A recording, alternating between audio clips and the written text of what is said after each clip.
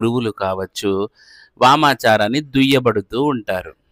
మరి ఈ భామాకేప వామాచార విధి విధానంలోనే మోక్షస్థాయిని పొంది, తర్వాత సాక్షాత్తు తారాదేవినే దర్శనం చేసుకున్నారన్నమాట.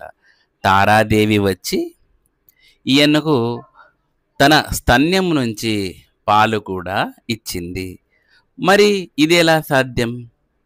మరి వామాచార విధి విధానంలో ఎంతోమంది ఈ పండితులు చెప్పినట్టు ఫలితాలు రాకూడదు కదా! మోక్షం పొందకూడదు కదా! మరి ఎలా పాసిబుల్ అయింది? ఆ తారాదేవి ఎలా దిగి వచ్చింది అనేది చూద్దాం.